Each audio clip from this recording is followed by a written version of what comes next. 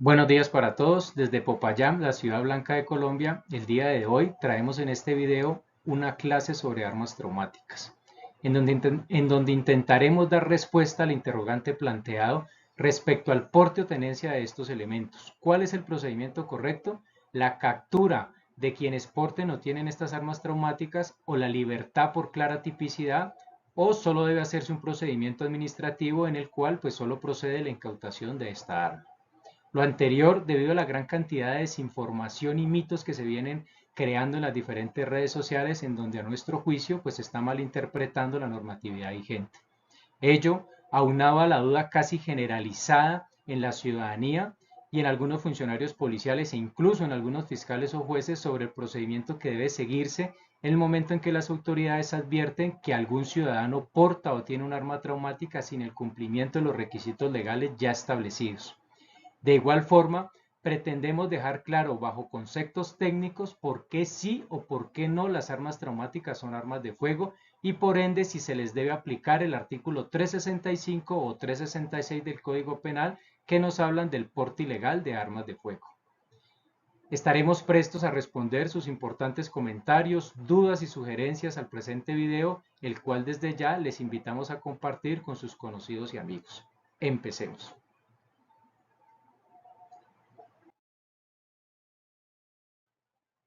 Lo primero que vamos a mirar o analizar es el tema del monopolio de las armas de fuego.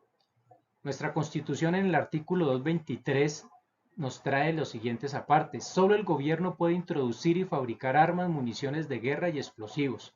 De igual forma confirma, nadie podrá poseerlos ni portarlos sin el permiso de la autoridad competente.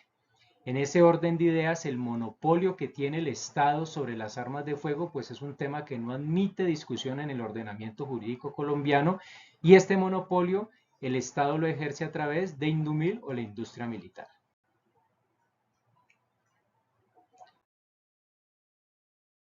Esta es la normatividad vigente aplicable que tenemos para este tema y con base en esta normatividad pues vamos a despejar todas las dudas que se puedan estar generando.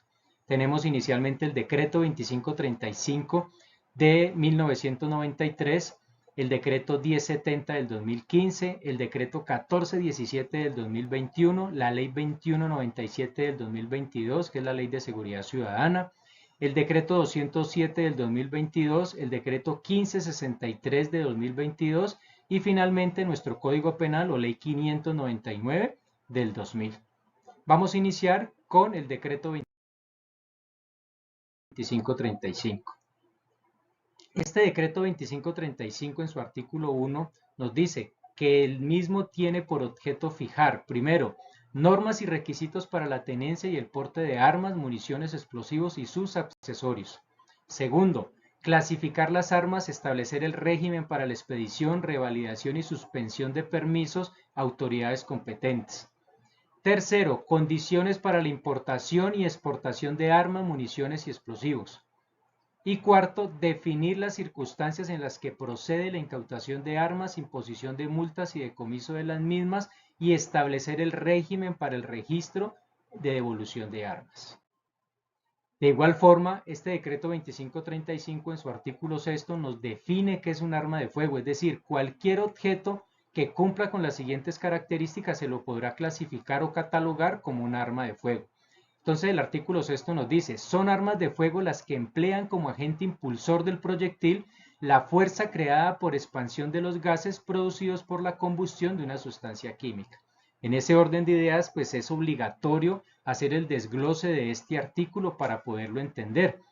Y nos preguntaríamos, ¿cuáles son los tres elementos mínimos que debe tener cualquier objeto para que se lo pueda catalogar como un arma de fuego? La respuesta sería esta. Debe tener un proyectil, expansión de gases, pero que esa expansión de gases sea producida por combustión de una sustancia química. Vamos a mirar cada uno de estos requisitos. El proyectil es la parte del cartucho que sale expulsado. Eso. Es la parte del cartucho que sale expulsada cuando se genera un disparo, ¿cierto? Cartucho es estas cápsulas que ustedes ven aquí, completas, ¿cierto? Que ustedes ven en la imagen. Dentro de los círculos rojos vamos a marcar los proyectiles, ¿sí? A ese proyectil también se lo conoce como bala. En algunas personas, algunos países de Latinoamérica todavía utilizan ese término bala, pero teniendo en cuenta que el decreto 2535 hace referencia o nos habla de proyectil, pues la palabra técnica para nuestro país sería esa, proyectil.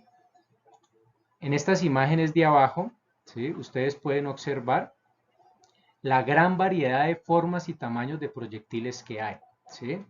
Pero pues sin profundizar en el tema, lo importante para esta ocasión es entender que proyectil es esta pieza o esta parte del cartucho que sale expulsada por la boca de fuego del arma, es decir, es la que va a impactar sobre el objetivo o la encargada de dar en el blanco. Respecto a la expansión de gases y a la combustión, si cogemos un cartucho, aquí tenemos el cartucho completo, ¿sí? Si cogemos ese cartucho y le hacemos un corte transversal, vamos a ver de esta manera el proyectil en esta parte y más abajo vamos a mirar la cápsula de la vainilla, ¿cierto? Donde está alojada, donde se contiene la pólvora, ¿sí? Entonces, ¿qué pasa?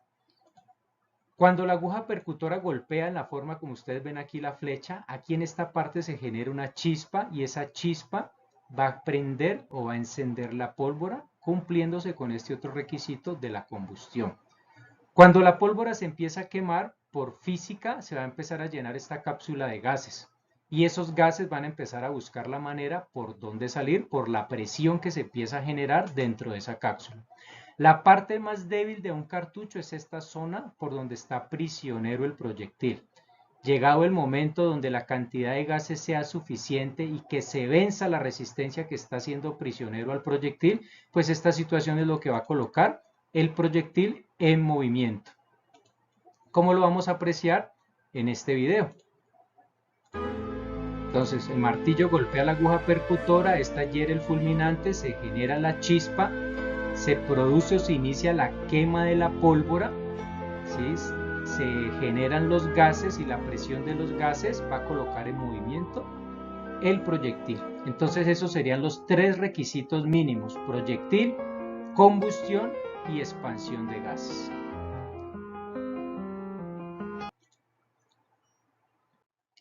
Ahora vamos a hacer el ejercicio con estos diferentes tipos de armas para confirmar si estos pues son armas de fuego o no. Entonces, las armas de gas o pipeta son armas de fuego. Para poder dar una respuesta tenemos que revisar si cumple con esos tres requisitos del artículo 6. Entonces, ¿tiene proyectil? Efectivamente tiene proyectil, son estos balincitos que ustedes ven aquí en la flecha roja. ¿Tiene expansión de gases? Podríamos decir que sí, esta pipeta, ¿cierto?, tiene gas comprimido y lo que hace es generar una liberación de gas para poder expulsar ese proyectil. Tercero, ¿tiene combustión?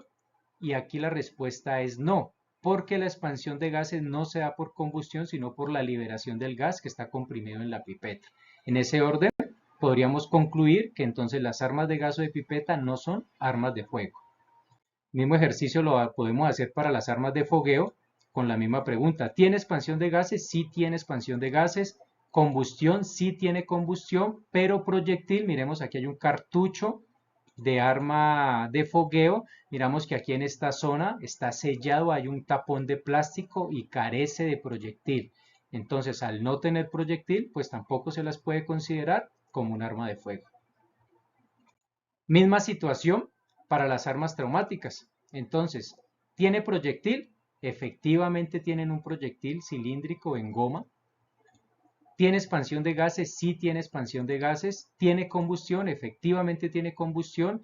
Y al cumplirse con esos tres requisitos del artículo 6, podemos decir con toda certeza que las armas traumáticas sí son armas de fuego.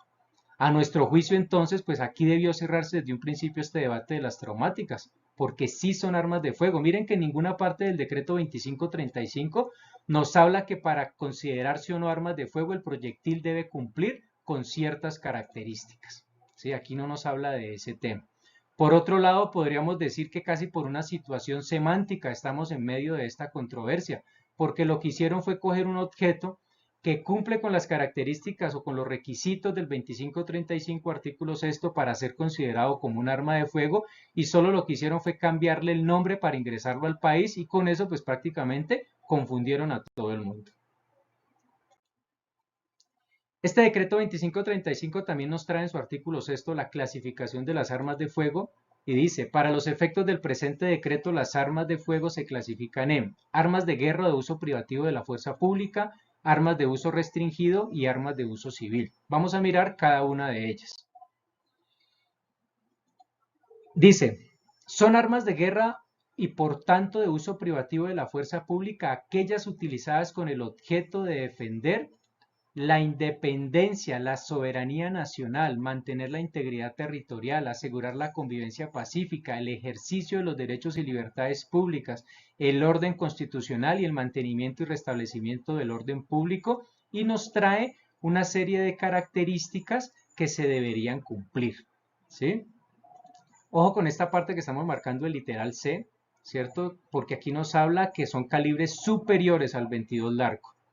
Entonces habría que hacer, porque miren, en este punto sí creemos nosotros que se puede eventualmente dar una discusión respecto de la calificación de uso privativo de la fuerza pública para ciertos rifles o fusiles traumáticos, bajo el entendido pues que el ente acusador tiene la carga de demostrar que con esto se puede efectivamente cumplir con este fin descrito que está aquí, ¿sí?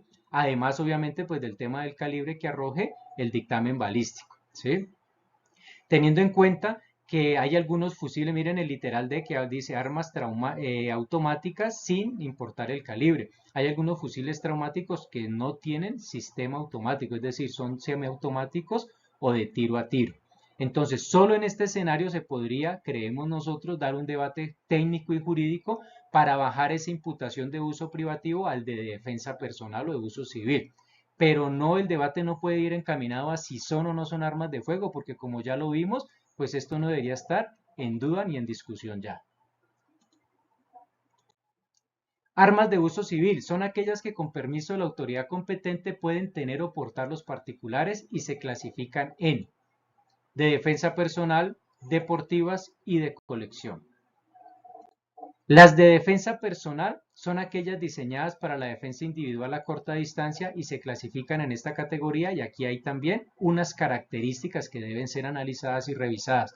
Revólveres y pistolas que reúnen las siguientes características: calibre máximo 38 o 9 milímetros, longitud máxima del cañón y bueno, y sistemas de funcionamiento por repetición o semiautomático, etcétera. Las deportivas, aquí también se empezó a generar un debate, una controversia respecto a las armas traumáticas, porque cuando estas armas empezaron a ingresar al país por allá en el año 2016-2017, fueron utilizadas por muchas personas y por muchos clubes para practicar tiro deportivo.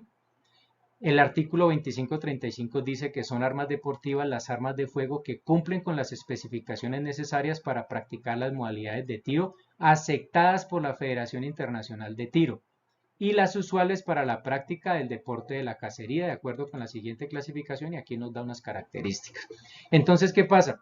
No basta con que yo coja un objeto y empiece a practicar tiro deportivo para que ese objeto se lo considere o pueda quedar considerado como un arma deportiva. Primero deben ser aceptadas por la Federación Internacional de Tiro. Aunado a esto, para cerrar este tema de las armas traumáticas respecto a si son deportivas o no, la Federación de Tiro Colombiana en la resolución 025 del 28 de abril de 2021 establece las modalidades que se practican bajo la supervisión de ellos, y en uno de los apartes de esa resolución confirma o señala: no existe ninguna modalidad de tiro deportivo que se practique bajo la supervisión de la Federación Colombiana de Tiro y que implique el uso de armas denominadas traumáticas o de letalidad reducida. Fedetiro no autoriza el uso de este tipo de armas en las competencias oficiales, y Fedetiro aclara que no tiene relación alguna con las personas o instituciones que hacen prácticas de cualquier tipo con armas traumáticas o de letalidad reducida. Con esta situación, pues se cerró la puerta para que estas armas pudiesen o eventualmente se las hubiera podido agregar como armas deportivas.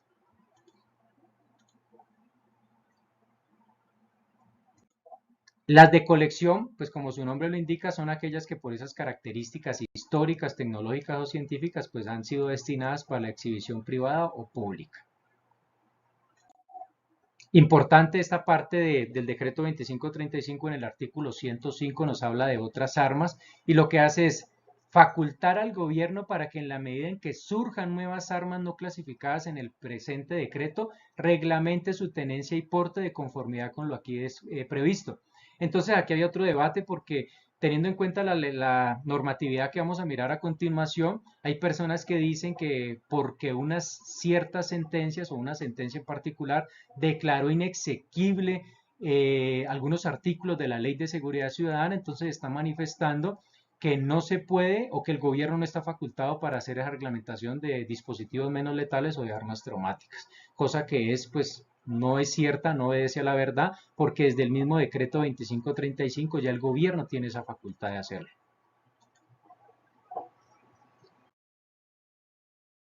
Vamos a mirar el decreto 1070 del 2015. Este decreto es importante, ¿por qué? Porque se genera o se crea con el objetivo de compilar y racionalizar las normas de carácter reglamentario que rigen en el sector defensa y por ende se hace necesario expedir este decreto reglamentario único sectorial. ¿Por qué es importante este decreto 1070? Porque el decreto 1417, que es también ha generado controversia, ¿cierto?, dentro del tema de las traumáticas. Este decreto 1417 lo que hace es adicionarle unos artículos a este decreto reglamentario único sectorial, ¿sí? ¿Y sobre qué le está adicionando esos artículos? Sobre la clasificación y reglamentación de la tenencia y porte de armas traumáticas. Es decir, vamos a adicionar a este decreto toda la reglamentación que tiene que ver con este tipo de elementos. Entonces, en el ejercicio de las facultades constitucionales y legales y en especial las conferidas por el numeral 11 del artículo 189 de la Constitución, ¿qué dice ese artículo? Corresponde al presidente de la República como jefe de Estado, jefe del gobierno y suprema autoridad administrativa ejercer la potestad reglamentaria mediante la expedición de los decretos, resoluciones y órdenes necesarios para la cumplida ejecución de las leyes. Y el artículo 105 del 2535 que ya hablábamos, donde pues está facultando al gobierno para que en la medida que surjan nuevas armas no clasificadas en ese 2535, pues el gobierno puede reglamentarlo. Entonces miremos que esa facultad de reglamentar el tema de las traumáticas viene por mandato constitucional y como decíamos desde el mismo 2535. ¿Sí? Es importante saber de que ya se tiene esta situación, el gobierno ya tiene esta facultad de hacerlo. Ahora miremos esta sentencia 296 del magistrado ponente, el doctor Eduardo Cifuentes Muñoz, se pronunció sobre la facultad reglamentaria que se le otorga al gobierno, teniendo en cuenta este artículo 105 del 2535, y declara la exequibilidad señalando lo siguiente. La autorización para clasificar las armas nuevas, además de esta connotación, se sujeta a que se realice de conformidad con lo aquí dispuesto, es decir, sobre lo del artículo 105. Dice, se trata del reconocimiento del ejercicio de la potestad reglamentaria y hace unas salvedades. El Ejecutivo no podrá establecer categorías distintas a las previstas en el 2535, ni crear contravenciones o modificar las causales de incautación, multa y decomiso. Simple y llanamente clasificará las nuevas armas dentro del marco definido por el legislador. Entonces, por eso es que el gobierno lo que hizo es entrar a revisar las armas traumáticas, en cuál de esos acápites, ¿cierto?, se puedan incluir. De uso privativo de la fuerza pública restringidas o dentro de uso civil, pues pueden ser de uso personal, de defensa personal, las deportivas o las de colección. Y esto es lo que va a hacer este decreto 1417 en atención pues a estas facultades que tiene. El presente decreto tendrá como objeto la clasificación y regulación de las armas traumáticas. Exclusivamente se dedica a eso. Las armas traumáticas como armas menos letales, miren, se regirán estrictamente por la regulación establecida en el decreto 2535 y sus modificaciones. Entonces, ¿qué está haciendo? Pues más allá de lo que acabamos de revisar, de que solo revisando o mirando si se cumplen los requisitos del artículo 6, ya podemos decir con toda claridad y con toda certeza de que un arma traumática sí es un arma de fuego. Pues no conforme con eso, el gobierno lo que va a hacer es, aparte de eso, incluir esas armas traumáticas como una nueva clasificación que llegó al país, ¿cierto? Incluyéndolas dentro de las clasificaciones que ya existen dentro del 2535. Dice, en el artículo 2.2.4.3.6, armas traumáticas, dice, las armas traumáticas se clasificarán como, primero, todas las armas traumáticas cuyas características correspondan a las tipologías establecidas en el artículo 8 del 2535 se considerarán armas de guerra de uso privativo de la fuerza pública. Es decir, este tipo de rifles o de fusiles. En la práctica está ocurriendo de que estos rifles traumáticos, como los de la imagen, ¿cierto?, fueron catalogados dentro de esta categoría de uso privativo, y ahí pues nos parece que no fue correcto, porque como venimos hablando, frente a este tema debemos remitirnos siempre al 2535 y revisar esos requisitos técnicos, ¿cierto?, para cada caso, porque son esos tecnicismos pues los que van a permitir hacer un correcto procedimiento. También nos parece que a los fiscales les queda muy complicado entrar a sustentar que solo por la apariencia estética o externa de estos rifles son ya de uso privativo de la fuerza pública, y por ende se les podrá imputar a estas personas el 366. Ya que si nos vamos al artículo 8 del 2535, este artículo delimita las características técnicas como calibres, ¿cierto?, de estas armas de fuego que se puedan considerar de uso privativo de la fuerza pública. Además, este artículo también encontramos claramente definida la finalidad para la cual se usan las armas de uso privativo, como es defender la independencia, la soberanía nacional, mantener la integridad territorial, y por ende estaríamos obligados a preguntarnos si efectivamente un rifle traumático podrá cumplir con este fin. A nuestro juicio, pues la respuesta será que no. En el numeral 2 dice, todas las armas traumáticas cuyas características correspondan a las tipologías establecidas en el artículo 9 serán consideradas armas de uso restringido. ¿Cuáles son las armas de uso restringido? Las armas de uso restringido son las que de manera excepcional pueden ser autorizadas con base en la facultad discrecional de la autoridad competente para defensa personal especial. Es el caso de autorizaciones para que el permiso de porte se le puede aumentar la capacidad de cartuchos en el proveedor a un arma de fuego, o la utilización como por ejemplo de supresores de sonido, entre otras situaciones.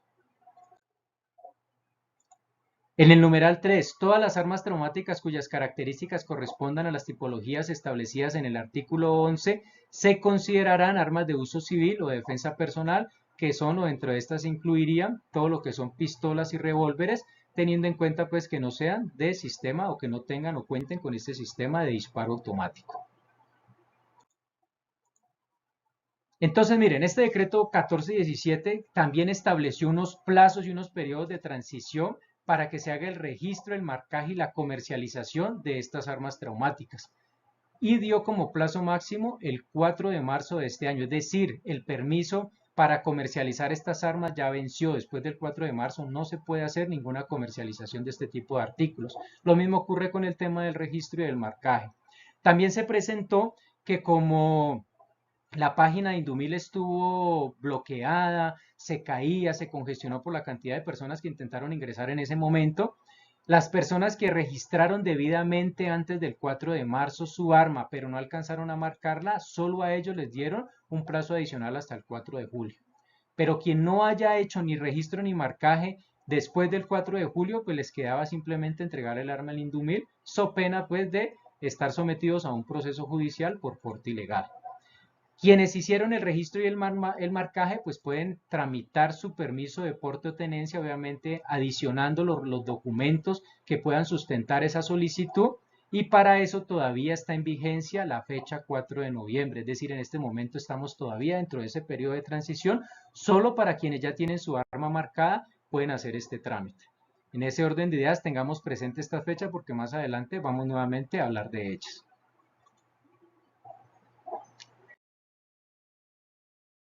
La ley 2197 del 2022, o ley de seguridad ciudadana, por medio de la cual se dictan normas tendientes al fortalecimiento de la seguridad ciudadana y se dictan otras disposiciones. En el título 4 de esta ley de seguridad ciudadana nos trae de la fabricación, importación y exportación, comercialización y porte de armas, elementos y dispositivos menos letales, accesorios, partes y municiones. Ojo con lo siguiente entonces. En el artículo 28 nos habla de la definición y clasificación y dice, para efectos del presente título se presentan las siguientes definiciones y clasificaciones de las armas, elementos y dispositivos menos letales. Entonces nos trae lo que es la definición de armas, accesorios de armas, partes de armas y municiones de armas, pero de elementos y dispositivos menos letales. Y nos da la clasificación y nos trae las de energía cinética, las neumáticas o de aire comprimido y las de fogueo. Las de energía cinética nos dice, elemento diseñado para influir en el comportamiento de una persona generando incomodidad física o dolor mediante el impacto no punzante o perforante. Asimismo, entiéndase la energía cinética como la energía que se genera por el movimiento. Las neumáticas o aire comprimido ya las miramos, se utiliza como fuerza impulsora del proyectil originada por la expansión de un gas comprimido en la pipeta que miramos en la imagen anterior. Las de fogueo utilizan un cartucho que carece de proyectil, el cual genera ruido similar al de un arma de fuego. Estas son las tres clasificaciones. Entonces, miren, respecto a este tema de energía cinética, aquí es donde también se ha presentado otra confusión, porque algunas personas creen que dentro de esta clasificación de energía cinética entran las armas traumáticas. Y que como esto, pues al ser una ley, la de seguridad ciudadana, y el decreto 1417 que regulaba las traumáticas estaría contrario a esta ley de seguridad ciudadana y por ende dicho decreto quedaría derogado. Vamos a explicar porque claro, por qué está claro a nuestro juicio que en esta clasificación de energía cinética no se está hablando de armas traumáticas, ¿sí? Entonces, en primer lugar, como ustedes vieron, el decreto 1417 se expide exclusivamente para reglamentar las armas traumáticas, es decir, queda clara la intención de cumplir con la facultad del gobierno de incluir nuevas armas de fuego en el decreto 2535, ¿cierto? Porque ya sabemos que no se pueden crear nuevas clasificaciones. Entonces, cuando se hace esta reglamentación del 1417, el gobierno sabe y entiende que se quedan por fuera otros dispositivos menos letales que en la actualidad también están generando situaciones de inseguridad ciudadana y que dichos dispositivos pues no los pueden incluir en el decreto 2535 porque no cumplen obviamente con las características que éste exige. Por lo tanto, en la Ley de Seguridad Ciudadana aprovechan, por así decirlo, y abordan la reglamentación de estos dispositivos menos letales, pero en ninguna parte, si ustedes van y se remiten al 1417, en la Ley de Seguridad Ciudadana en ninguna parte hablan o hacen referencia a las armas traumáticas. ¿Por qué? Pues porque sencillamente de esta se ocupó el decreto 1417, ¿sí? Ahora, por esta sencilla razón, la sentencia que declara inexequible algunos artículos de la Ley de Seguridad Ciudadana en nada afecta a lo establecido para las armas traumáticas, ¿sí? Ahora, si en gracia de discusión se insiste en que la Ley de Seguridad Ciudadana, cuando habla de armas de energía cinética, también está hablando de armas traumáticas, podemos revisar los tecnicismos para poder llegar a una conclusión. Y la parte importante aquí es esta descripción de la palabra impacto no punzante o perforante. Creo que para todos es claro el significado de la palabra o del término punzante, ¿cierto? Quiere decir que tiene punta o que se puede pinchar algo, ¿sí? Perforante, según la RAE o la Real Academia de la Lengua Española, nos dice que es agujerear algo atravesándolo total o parcialmente. Entonces pregunta, ¿el impacto producido por el proyectil disparado en arma de fuego traumática es punzante? Pues la respuesta es no. ¿Pero es perforante? La respuesta es sí, como ustedes lo pueden ver en estas imágenes. Sí es perforante, lo puede atravesar ciertas partes del cuerpo de manera parcial o total, ¿sí? Aparte de eso, miren, hay casos en Colombia donde se han presentado homicidios con armas traumáticas. Único homicidio en Amor y Amistad en Medellín fue con arma traumática. Tenemos por acá otro evento, hombre de 32 años fue asesinado con arma traumática en el centro. Por aquí otro niño de 11 años murió al manipular un arma traumática en Maceo, Antioquia. Entonces mire que son potencialmente peligrosas también y con ellas también se podría generar la muerte de una persona. Ahora miremos la sentencia 014 C014 del 2023 del 2 de febrero, magistrada ponente la doctora Paola Andrea Meneses Mosquera. Es una sentencia que también se ha hablado mucho en muchos videos porque esta sentencia declara inexequibles los parágrafos 1 y 2 del artículo 25 y declara inexequible el artículo 30. ¿Por qué declaran inexequible? Si ustedes leen la sentencia, a la cual los invitamos a que lo hagan, ustedes pueden revisar las consideraciones de la doctora Paola Andrea Meneses y ella lo que termina concluyendo es que estos artículos atentan contra el monopolio de las armas. ¿Por qué? Porque se abre la puerta para que civiles u otras personas puedan acceder a ese monopolio. En ninguna parte de esas consideraciones de la sentencia está hablando es que el gobierno no está facultado para reglamentar lo que tiene que ver con dispositivos menos letales, porque en última ya sabemos que Ley de Seguridad Ciudadana solo habla de dispositivos menos letales y no de armas traumáticas, ¿sí? Pero aún así, esta sentencia no atenta, no ataca, no declara inexequible los procedimientos de reglamentación de marcaje y registro de los dispositivos menos letales, como lo están haciendo ver algunas personas por redes sociales, ¿sí?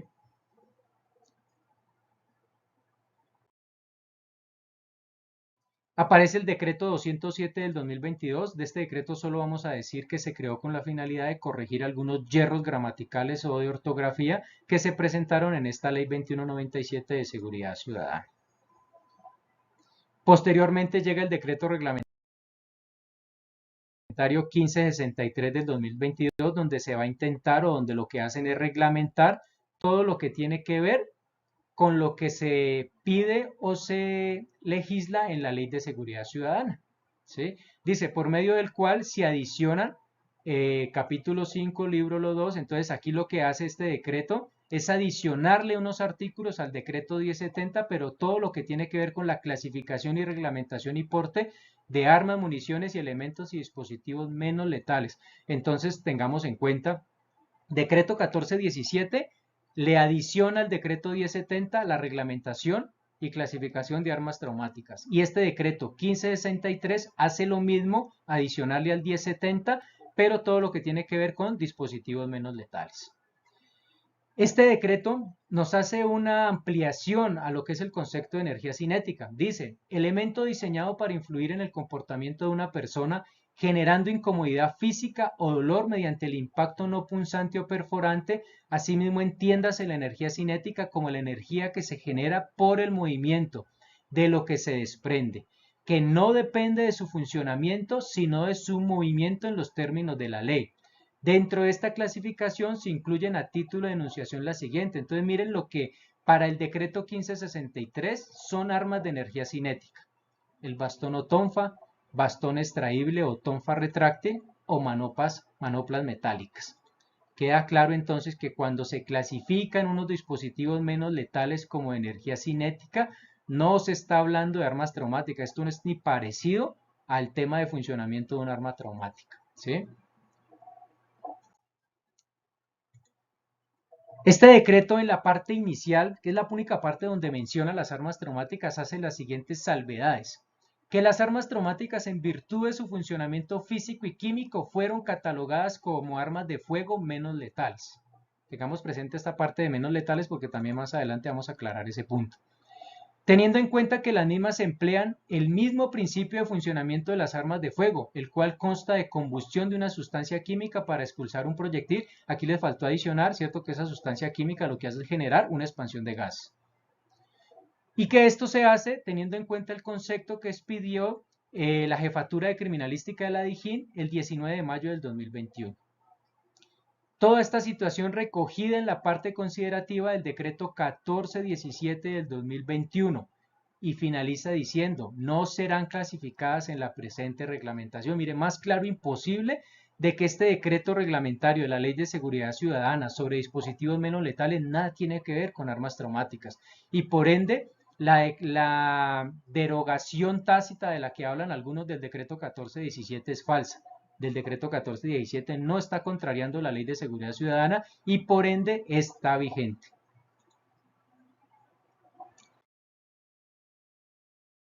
Finalizamos con la Ley 599 Código Penal, ¿cierto? Y aquí tenemos los dos artículos pues, que atañen o que importan principalmente a este tema, el de tráfico y fabricación de portes de armas de fuego y el de armas de uso privativo, ¿cierto? Para las personas que de pronto no tienen mucho conocimiento en el tema de derecho penal, tenemos que contarles o explicarles que estos artículos hacen parte de lo que se conoce como tipos penales en blanco. ¿Qué quiere decir eso? Que dentro de los elementos objetivos de estos tipos penales se encuentran unos elementos normativos que para poder saber qué son, cuál es su descripción o su composición, pues estamos obligados a remitirnos a otra norma. El caso de estos delitos de porte ilegal encontramos el término arma de fuego. Y es por eso que para saber qué es arma de fuego, pues nos tenemos que remitir al artículo 6 del 2535, ¿cierto? Entonces, para cumplir con esa premisa, Es por ello que el Estado incluyó, ¿cierto?, con el decreto 1417 las armas traumáticas al 2535.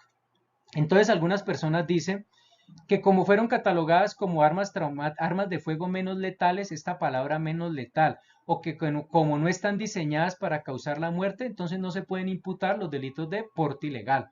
Esta situación es totalmente falsa porque desconoce, ¿cierto?, el bien jurídico que se está tutelando con estos artículos, ¿cierto? Por ahí vemos que se están presentando una serie de audiencias en donde se están dejando en libertad algunas personas porque pues están aceptando los argumentos de algunos profesionales del derecho respecto de esta situación, de que no se les puede imputar. Ahí lo único que nosotros vemos es un desconocimiento por parte de algunos fiscales, por parte de esos profesionales del derecho y por parte de los jueces respecto de esta normatividad, porque el bien jurídico que se está protegiendo es el de la seguridad pública y no el de la integridad personal para poder entrar a mirar el tema de la letalidad. La pregunta que nos deberíamos hacer aquí es entonces, ¿el portar o tener un arma de fuego menos letal, ¿cierto?, sin el cumplimiento de los requisitos que ordena la ley, lesiona o pone en riesgo efectivo el bien jurídico de la seguridad pública? La respuesta, creo que a la que todos coincidimos, es un rotundo sí, porque el incremento de la criminalidad y los fenómenos criminales en el país ha sido bastante alto con la utilización de estas armas de fuego menos letales o traumáticas, ¿cierto? Hurtos, amenazas, extorsiones, lesiones, ¿cierto? Y en algunos casos, como miramos, el homicidio de algunas personas, ¿sí?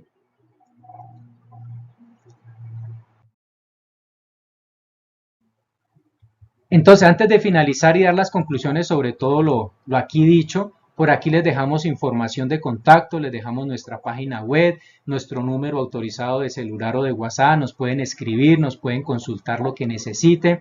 En la página web, ahí se las dejamos, los invitamos a que se den una pasada por ahí, miren los servicios que tenemos para ofrecerles con profesionales expertos en cada área.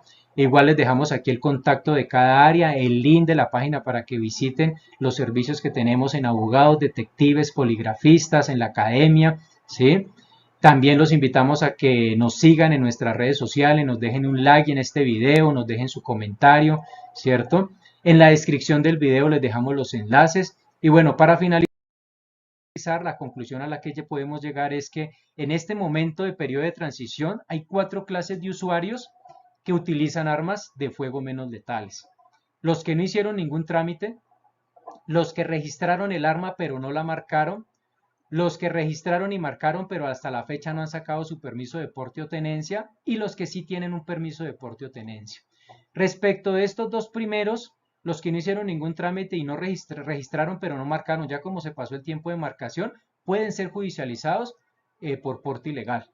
Estas son las verificaciones que tendría que hacer el funcionario de la policía cuando detenga a una persona en un procedimiento de rutina. Debe verificar esta situación, en cuál de estos escenarios está ese usuario, para saber si procede o no procede la captura. Si el funcionario de policía no lo hace, el fiscal estaría obligado a hacerlo para saber si presenta o no presenta a esa persona ante juez de control de garantías. Quienes registraron y marcaron, pero no han sacado el permiso y andan con el arma por ahí en la calle, cosa que me parece una imprudencia necesaria, puesto que al final estas personas pues gastaron un dinero, gastaron tiempo en el registro y marcación, pues lo más correcto es hacer el trámite para poder sacar su permiso de porte, porque en este momento si a una persona de estas lo detienen y demuestra que su arma fue registrada y marcada, el procedimiento que le corresponde para esta persona es un procedimiento administrativo de explicado en el 2535 respecto a las causales de incautación. Ahora, si estas personas que registraron y marcaron no sacaron el permiso después del 4 de noviembre que se vence este plazo, pues obviamente estas personas sí se las podría eventualmente ya judicializar por porte ilegal, porque ya se venció el plazo para sacar un permiso de porte o de tenencia. Los que sacaron el permiso de porte, ¿cierto? Pero no sacaron el permiso especial. Recordemos que hay un decreto que suspendió los permisos a nivel nacional y para poder portar el arma se necesita un permiso especial. Si no lo sacó, también a ellos les corresponde unas causales de incautación del 2535, pero no, pues obviamente una captura por porte ilegal. Si yo tengo mi arma de fuego amparada con permiso de porte, no revalido el porte o no saco el permiso especial y me paran en la calle en vía pública con el arma, pues me deben incautar el arma dentro de lo que solicita o advierte el 2535, pero no me van a poder capturar por porte ilegal. Bueno, en ese orden de ideas terminamos con este video. Esperamos que haya sido de mucha utilidad, que sirva para despejar dudas. Es el primer video que nos atrevemos a subir a redes sociales. Esperamos que no sea el último. Nuevamente los invitamos a compartir, a dejar su comentario, que nos cuenten qué les pareció y nos vemos en una próxima entrega. Muchísimas gracias.